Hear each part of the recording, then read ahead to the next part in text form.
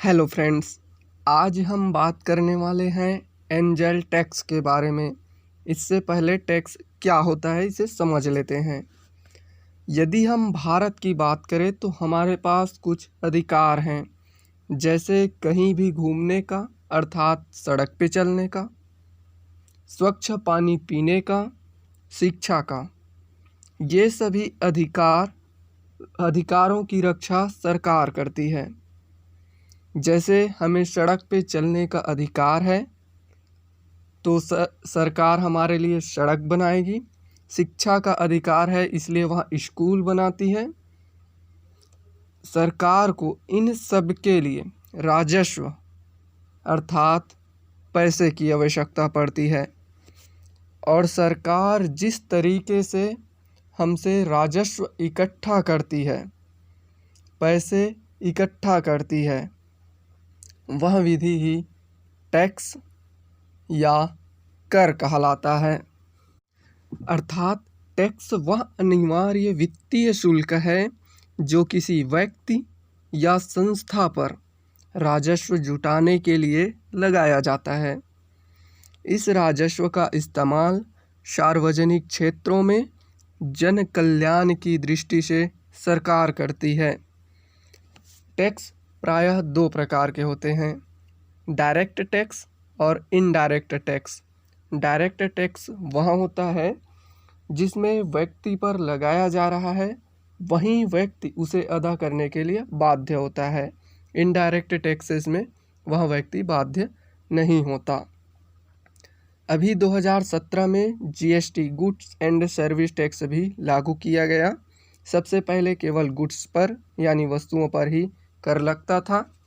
जब मनमोहन सिंह वित्त मंत्री बने तो सर्विस टैक्स की स्थापना की। आई होप आप टैक्स क्या है इसे समझ गए होंगे। अब आते हैं अपने असली टॉपिक पर, एंजल। दोस्तों, कुछ टैक्स के नाम आपने ज़रूर सुने होंगे, जैसे इनकम टैक्स। वह होता है जो किसी व्यक्ति के इनकम पर लगता है। कॉरपोरेट टैक्स जो कॉरपोरेट पर लगता है। सेल्स टैक्स जो किसी वस्तु के सेल करने पर लगता है, सेल्स टैक्स कहलाता है। अर्थात हम बेसिक रूप से यदि एंजल टैक्स को देखें, जैसे इनकम टैक्स का इनकम पर लगने वाला है, उसी प्रकार एंजल टैक्स एंजल्स पर लगने वाला टैक्स है। एंजल्स का हिंदी मीनिंग होता है देवदूत, यानी देवदूत पर लगने वाला टैक्स। दोस्तों, इसके पीछे एक स्टोरी है। अमेरिका न्यूयॉर्क में एक थिएटर है जहां नाटक होता है और बहुत सारे दर्शक देखने आते हैं, लेकिन धीरे धीरे दर्शकों की संख्या कम होती गई, जिससे नाटक दिखाने वाले लोगों के पास धन की कमी हुई और वह यह नाटक बंद कर देना चाहते थे। लेकिन उनके कुछ दर्शकों में बहुत अमीर दर्शक भी थे जो नाटक देखना चाहते थे। इसके लिए उस अमीर लोगों ने कुछ अनुदान दिए, पैसे दिए, और यह विधा नाटक की फिर से शुरू हो गई।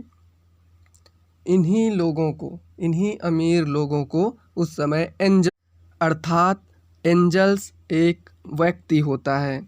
वह एंजल्स पैसे नाटक पे लगाते थे, यहाँ स्टार्टअप पे, क्योंकि स्टार्टअप के पास पैसे की कमी होती है और लोन्स भी आसानी से नहीं मिल पाता।